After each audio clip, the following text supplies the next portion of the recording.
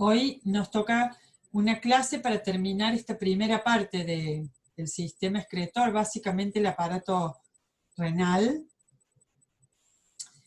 Quizás terminemos esta parte para poder comenzar el siguiente capítulo, que es el de los equilibrios hidroelectrolíticos, que bueno, son un poquito más complejos, pero muy simples si han entendido bien esta parte.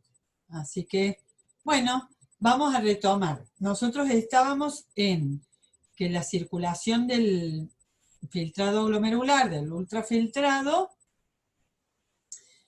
comenzaba en el momento de la filtración en cápsula de Bowman, seguía por el TCP, es decir, por el túbulo contorneado proximal, y ahí comenzaban la mayor parte de las reabsorciones importantes de agua electrolitos, pero después tenía que seguir el flujo por el asa de Henle, descendente, ascendente, el TCD, es decir, el túbulo contorneado distal, y los distales recalar en varios en un TC, o sea, en un túbulo colector. Ahí la C de contorneado no va, porque los colectores son así, básicamente rectos hacia la pelvis renal.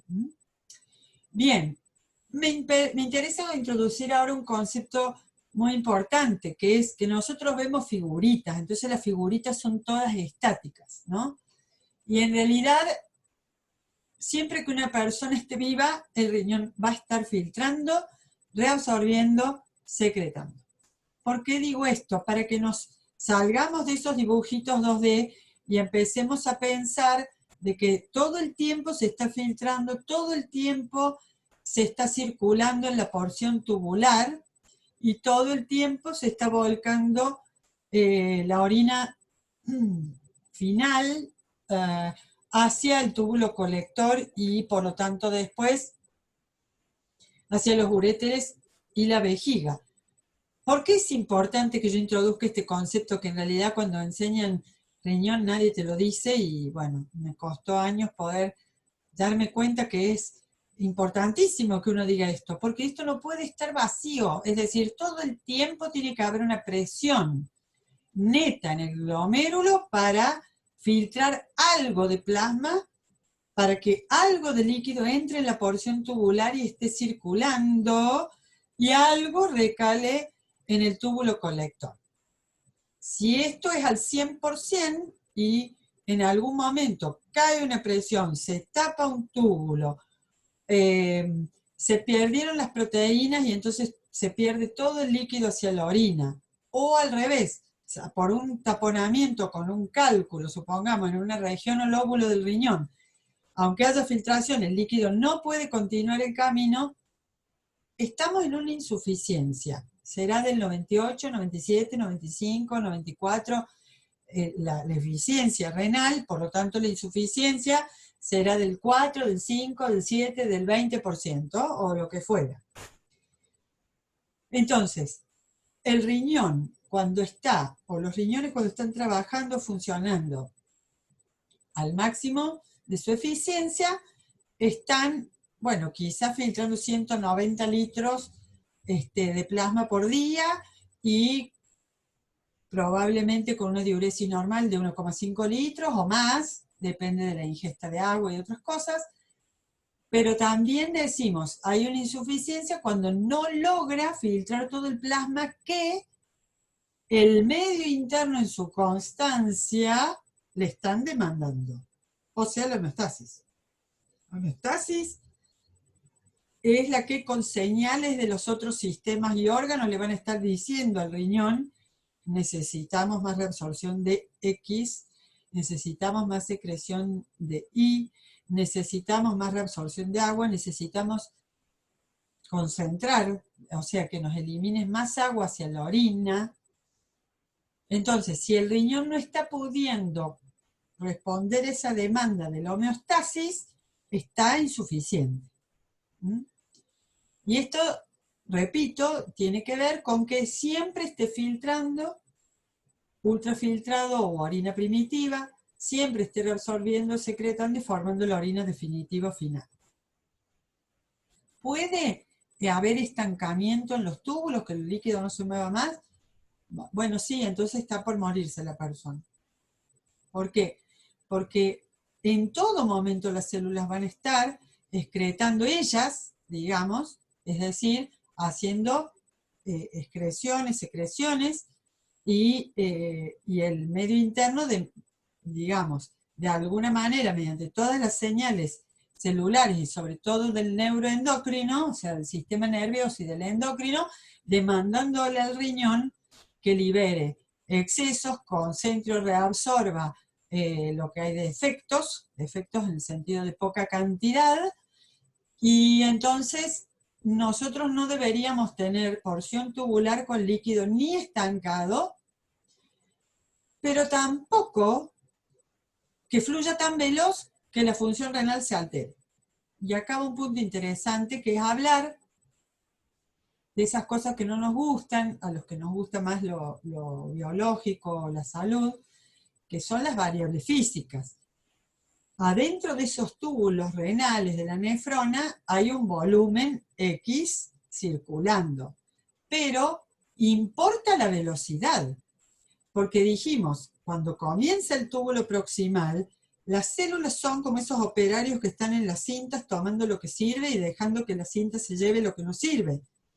Entonces, las células del proximal, si recuerdan, con sus vellosidades, con sus transportes transcelulares y paracelulares, igual que el intestinal, bueno, están tomando, reabsorbiendo de nuevo para los capilares renales todo lo útil, o lo que en ese momento la homeostasis demanda.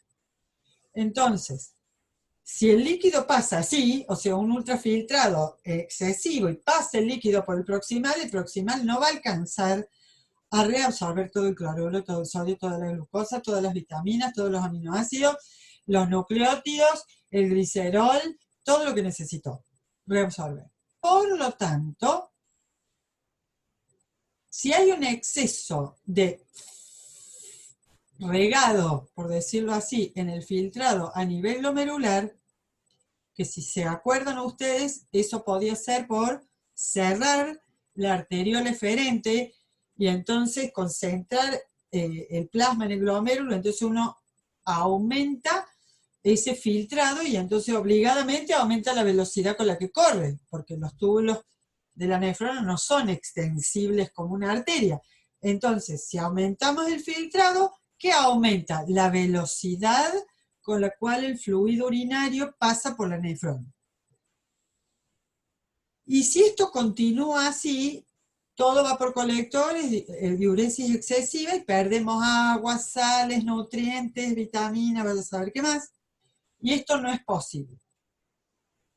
Ahora, ¿tienen alguna forma la porción tubular de comunicarse con el glomérulo y en específico con las arteriolas para comunicarles, decirles de alguna forma, bajen un poco el filtrado, que es lo mismo que decir bajen un poco el caudal, porque no estamos dando abasto a reabsorber y a secretar? Bien, ¿qué queremos decir con esto? Caudal es el volumen del líquido que pasa por una sección, ¿no? O sea, la cantidad de agua que pasa por el caño de agua de mi casa en un instante por su diámetro, ¿sí? Por su diámetro. Por eso cuando un caño es más chiquito, el caudal que puede llevar es menor y el caudal es mayor. El caudal es ese volumen que pasa por ese diámetro, pero no me está diciendo nada, en realidad, de la velocidad. La velocidad le tenemos que poner un tiempo. Entonces, en la nefrona es importante hablar del caudal que pasa por minuto, por el riñón o por las nefronas, porque eso es lo que nos está dando esa velocidad de circulación de la orina en la porción tubular. Entonces, ahora sí, si ustedes me han entendido esto hasta acá, a ver si me dicen. Bueno, hay unas cabezas que sí. Irene, Roxana, Mili dice que sí. Bueno, ok. Entonces, si ustedes me han entendido esto, vamos a pasar a compartir de nuevo nuestras presentaciones para, bueno, volver a esto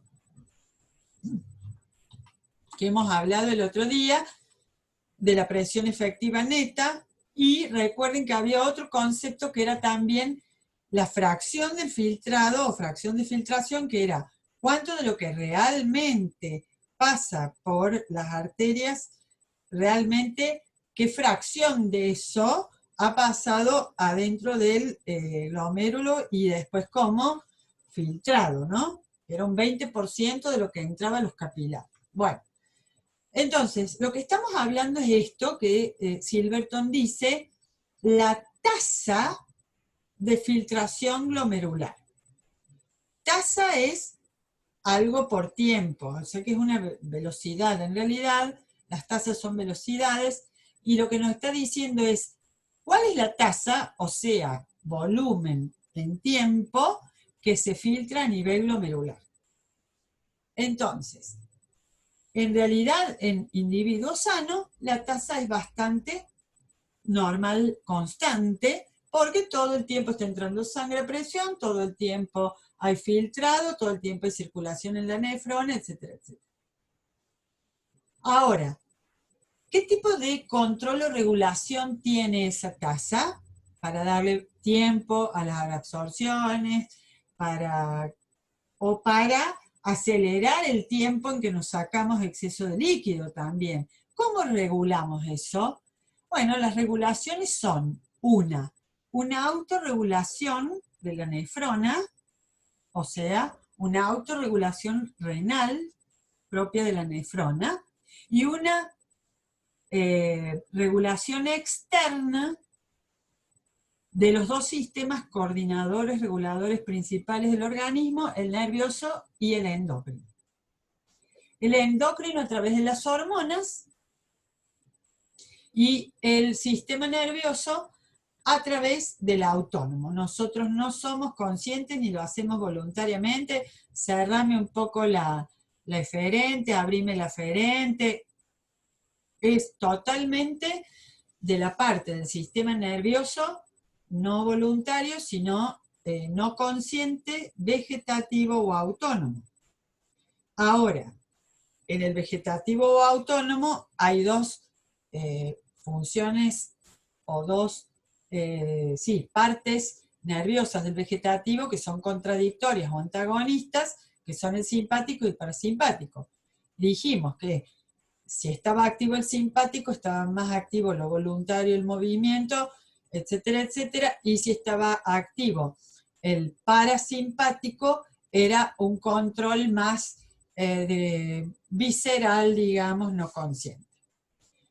Nosotros vimos en la nefrona que había un fuerte componente de control simpático y que en realidad el simpático cerraba la eferente aumentando la tasa de filtrado glomerular.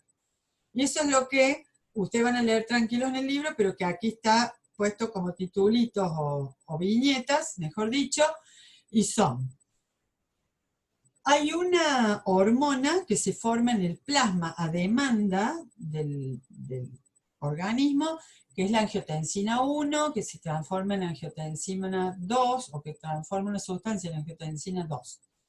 Angiovasos, tensina de tensión, de cerrar el vaso o abrirlo para aumentar o disminuir la tensión arterial o tensión de la sangre en esa arteria. La angiotensina 2, el nombre nos dice, regula la constricción de vasos sanguíneos. En este caso de las arteriolas eferentes aumentando el filtrado. Si hay más angiotensina 2, esta hormona promueve el riego renal, por decirlo así, riego hablando de, no de sangre, perdón, ¿no? Mejor usemos otra palabra. El filtrado o la tasa del filtrado en el glomérulo. Prostaglandinas, nuestras conocidas derivadas del ácido araquidónico. ¿Se acuerdan de las vías del dolor, la inflamación, COX-2, ¿verdad? Prostaglandinas. vasodilatan. Al vasodilatar abre las arteriolas, bajando entonces la presión hidrostática, porque aumentó la sección, ¿sí? Y entonces baja el filtrado. Entonces angiotensina 2 me aumenta el filtrado, prostaglandinas me lo bajan. Para acordarse, piensen, cuando uno tiene prostaglandinas altas, está inflamado, con dolor, está lleno de inflamación, líquido. Y las prostaglandinas entonces cierran el riñón, cierran el filtrado, entonces retengo más líquido. Es una forma de acordarse.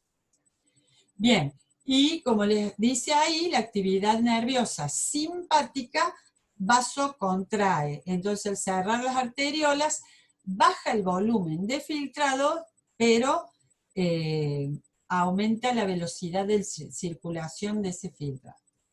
Muy bien. Este gráfico lo habíamos comenzado a ver en la clase anterior y lo que nos quiere decir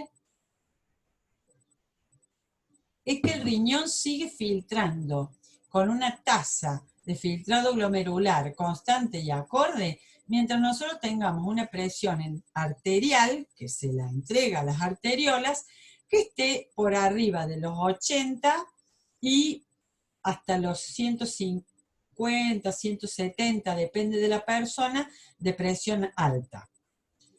Por decirlo mal y pronto, el riñón sigue bancando que yo tenga una presión arterial media, ¿no? O sea que 80 es baja, porque quiere decir que la mínima puede estar en 60 y la máxima en 90, o sea, 6 y 9, como le dicen vulgarmente.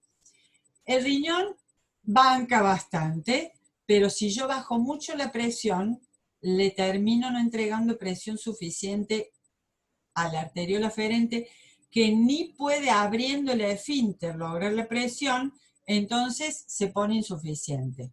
¿Qué quiero decir con se pone insuficiente? Y que empieza a filtrar menos de los 180 diarios para el hombre tipo.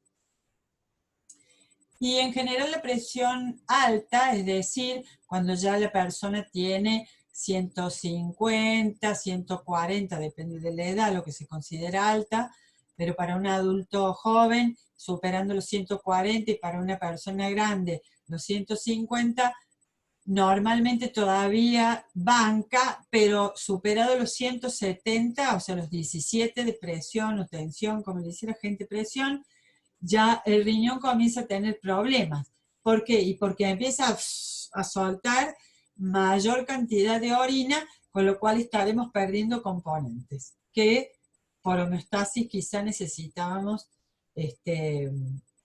sostener. Y este gráfico nos está diciendo entonces que mientras pasan las variaciones de la presión arterial media, que es la sistémica, la que sostiene el corazón y las arterias en todo el organismo, digamos, el riñón sigue su autorregulación, porque mientras va cambiando la de aorta, renal y todas las arterias subsidiarias de estas, que cambian la presión, el riñón sigue piolita con su tasa de filtrado normal constante.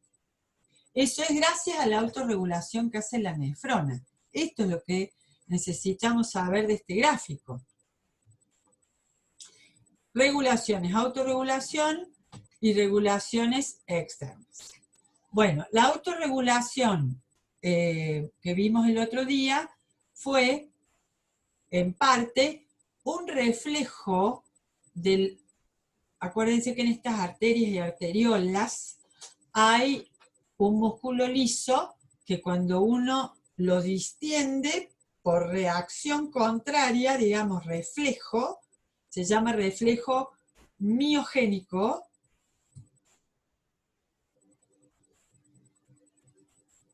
Sí. Bueno, ahí va. Reflejo mío de músculo, ¿sí? Higiénico. El reflejo miogénico es el reflejo que tienen los músculos como células que son elásticas, es como un elástico. Si uno lo estira, vuelven luego a su estado original.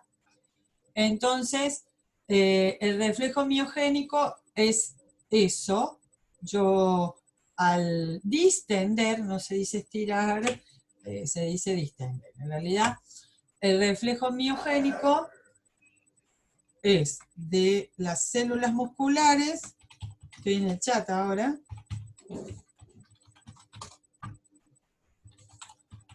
responden, por decirlo así, elásticamente, un poco más complejo que eso. Entonces, ante el estiramiento o distensión, sin acentos va porque se me complicó el... estiramiento lo usamos más en sentido de una dirección.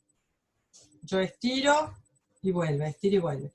Distensión lo usamos más para decir un órgano, una vesícula, una bolsa, un globo, se distiende y vuelve. Entonces acá la arteria sería mejor decir que se distiende. Entonces, ante la distensión por aumento de presión, la arteria, en cuanto le permita la presión, va a tratar de volver a su estado no distendido. Con eso presiona sobre la sangre interna. Entonces, con el reflejo miogénico, solamente con distender las arteriolas, van a intentar volver a su sitio original o su distensión original. Eso es un reflejo, un excelente ejemplo para el examen final de reflejo local. Nada tiene que ver las cosas que anden cerca ni por fuera de esto. Bueno, entonces, acá actúa el simpático, por ejemplo, entonces es un control externo nervioso, y por la misma sangre va a llegar la angiotensina 2 porque es una hormona, y las hormonas van a venir por sangre y van a salir, difundir y todo lo demás. Pero acá va a llegar la angiotensina 2, que lo que va a hacer era, digamos, cerrar y disminuir la tasa de filtrado glomerular. Se los muestro entonces. Acá el nervioso llega por terminales nerviosas, vuelca neurotransmisor al músculo, cierra. Angiotensina 2, humoral, o sea, vienen los humores en los líquidos, o sea, viene en la sangre, y en este esfínter, por ejemplo, y en la pared de esta arteria, va a hacer que se cierre disminuyendo el filtrado.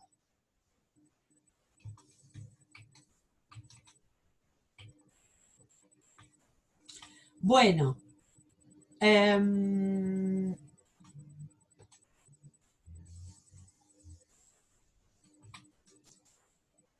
ahí dice, para que me crean que yo no les estoy mintiendo, por ser viernes. Respuesta miogénica. Es similar a la autorregulación en cualquier otra arteriola sistémica. Esto de cualquier músculo extendido, expandido, liso. El corazón también le pasa lo mismo con el cardíaco, y vuelven elásticamente a su estado de distensión original si pueden. Si nos dejan, diría, en los músculos lisos y cardíacos. Si nos dejan, volveremos a nuestra distensión original. Así no se olvidan más. Bueno, lo fantástico de esta parte es el diseño inteligente del riñón, que no se lo puede creer, la retroalimentación túbulo-glomerular, que es tremendo esto, y consiste en, estoy filtrando en el corpúsculo renal, acá viene la aferente, está filtrando, entrando la porción del contorneado proximal, desciende en asa de gel descendente, llega al extremo medular hacia el cáliz, vuelve a subir la asa ascendente y se convierte en túbulo contorneado distal, contorneado porque da unas vueltas ahí, pero acá está simplificado. Y miren lo que pasa acá. Ese túbulo distal, antes de seguir y ir al colector a desaguar, toca en un punto al glomérulo, al corpúsculo renal. Sigue su curso y desagua en el colector. Este pedacito es lo que nos amplían acá. Entonces acá está viniendo el asa de Henle ascendente, toca al corpúsculo renal y miren dónde, entre medio de este colchón de células que está rellenando, vamos a decirlo mal, entre la aferente y la salida del eferente. Entre las dos arteriolas hay un cojinete, dirían los españoles, un grupito de células ahí, y acá está el asa de Henle terminando de ser tal para empezar el distal.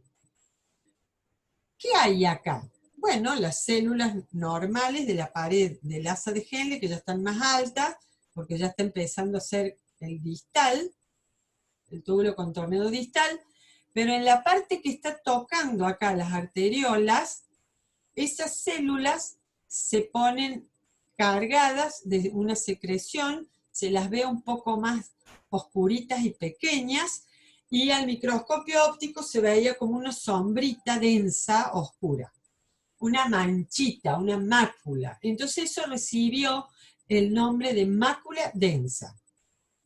Luego se las comenzó a estudiar con mejor microscopía óptica, se vio que salió una secreción desde allí y finalmente con el microscopio electrónico y pruebas químicas y fisiológicas, entre las cuales estuvo también participando el grupo de investigadores de fisiología de Buenos Aires hace unas como 60 décadas, 70 años, 7 décadas, donde estaba Bernardo Jusey como discípulo en ese momento, y se descubrió que estas células secretan una sustancia que va a ser un parácrino importante que va a difundir y controlar también el calibre de las arteriolas.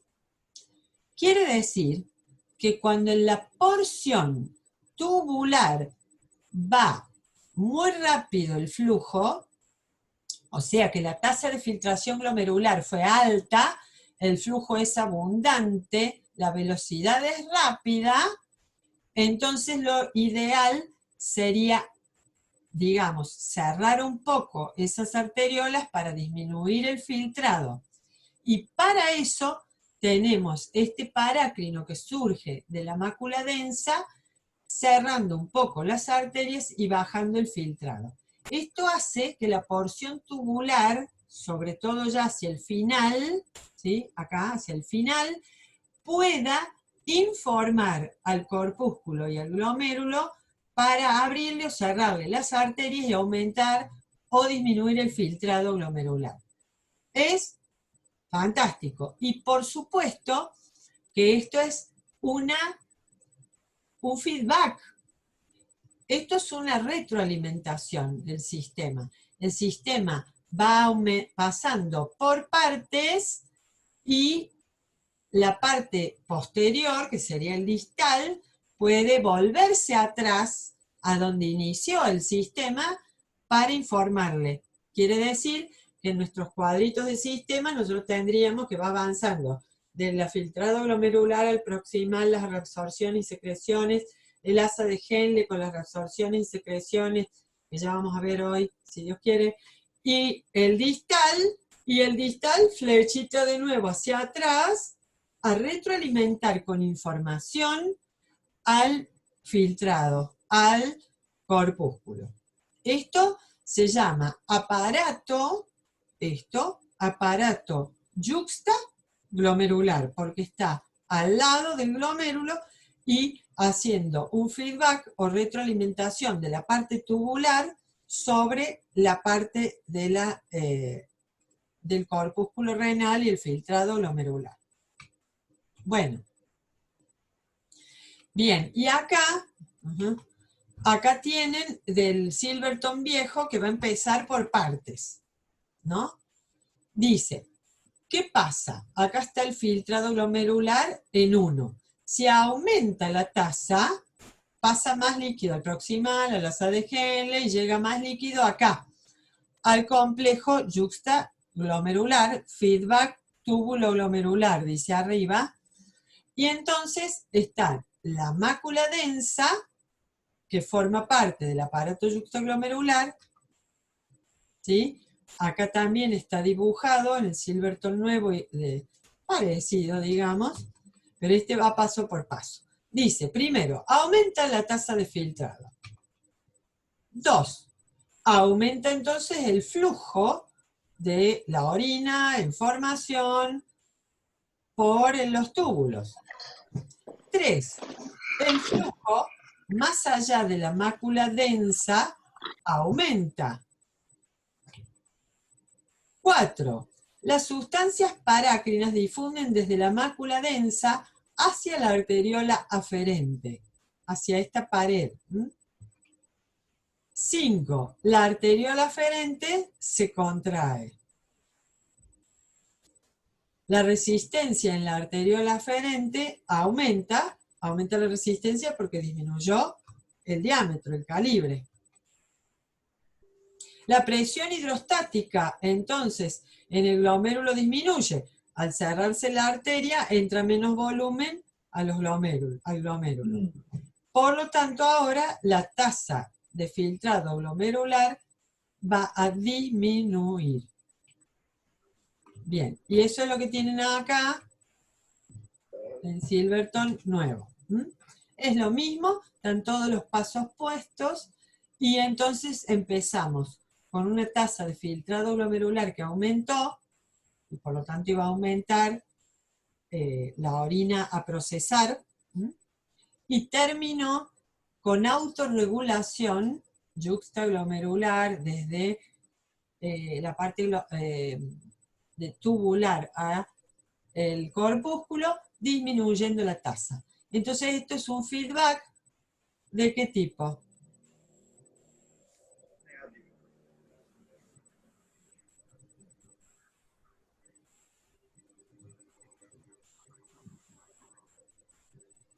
Ajá, muy bonito. Si empieza con una tasa de filtrado glomerular aumentada y hace un feedback para lograr que baje la tasa o disminuida, claro, es un feedback y es negativo. Y cuando la tasa disminuya mucho, la autorregulación la va a subir. Ajá, muy bien. Entonces, ahora sí. Sí, me quedan 4 minutos, va a ser a las -15, y a las 6 vamos a volver, más o menos. Ahí yo abro nuevamente. Bueno, hasta acá. Abran los micrófonos y pregúntenme dudas que no entendieron.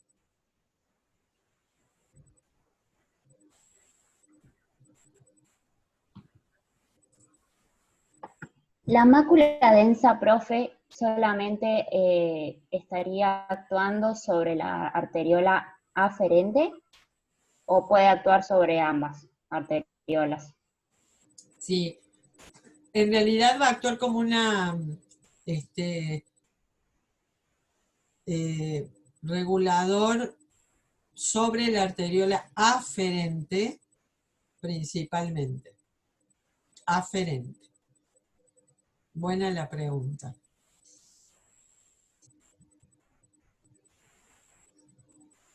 Y recuerden que este parácrino en realidad es vasoconstrictor. ¿Ustedes de quién pueden sospechar ahí?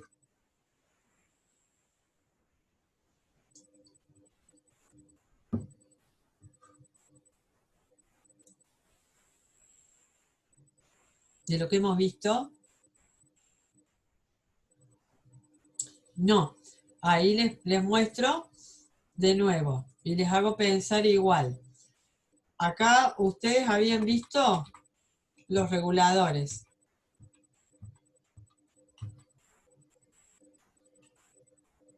¿Sí? ¿De quién podrían sospechar que pueda ser un parácrino que esté actuando ahí cerrando la arteriola aferente?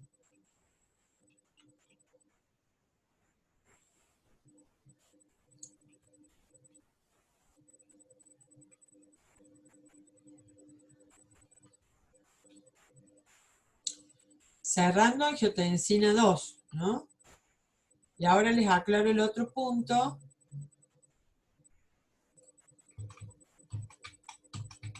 De las otras células. Resulta que lo que me están preguntando ahí en el chat es otro tema. Perteneciente a la porción tubular que toca al glomérulo es la mácula densa. En la pared de la arteriola, ¿sí? Obviamente que hay células musculares lisas en el esfínter, en la pared de la arteriola, y hay un endotelio acá. Pero en la pared de la arteriola, las células que serían las que se hinchan de secreción en esta porción de la arteriola, esas se llaman células granulares. Y esas son las que van a tener la principal hormona que libera el riñón. Acá estamos en la porción tubular que genera un parácrino tipo angiotensina 2 que vasocontrae, o si disminuye la secreción, la arteria se dilata. Pero también el hecho de saber, entre comillas, que se está filtrando a alta tasa o a baja tasa, hace que estas células granulares de la arteriola aferente constituyan las células endócrinas que liberan la hormona llamada renina. El riñón secreta una hormona desde estas células granulares que no se las debe confundir con las del aparato yuxtaglomerular de la mácula densa, porque estas son de la parte, digamos, de la arteriola que tiene sensibilidad a su distensión. De acuerdo a la distensión de esta arteriola, está sensando una presión sistémica que le